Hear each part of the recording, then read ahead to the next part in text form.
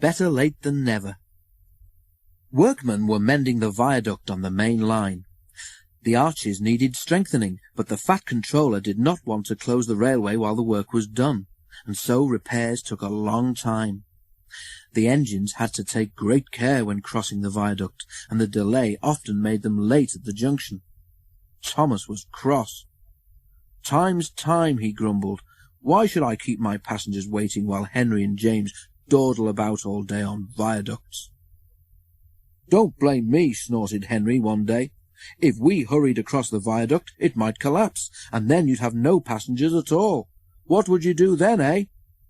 "Run my trains on time for one thing," retorted Thomas, and hurried away before Henry could answer. At the top station, Bertie was timed to arrive just after Thomas. His passengers soon found that instead of going straight from Bertie to their train, they were having to wait until Thomas arrived. "Late again," remarked Bertie one day as Thomas panted wearily in 10 minutes after time. "I thought you could go fast, Thomas. It's time we had another race. I reckon I could beat you now." Thomas went bluer than ever and let off steam loudly. "Rubbish," he hissed fiercely. "I'd still beat you any day. It's those mainline engines. They dither about on their viaduct and then blame the Fat Controller's workmen. It's just an excuse for laziness, if you ask me." One day James was later than ever at the junction. "I'm sorry, Thomas," he puffed as he came breathlessly to the platform. "I was held up at the big station, and the viaduct made it worse." "It's lucky for you I'm a guaranteed connection," snorted Thomas. He puffed importantly away, leaving James at a loss for words. "Peep, peep," whistled Thomas at every station. "Get in quickly, please." The passengers did their best, but Thomas soon found that he couldn't save much time.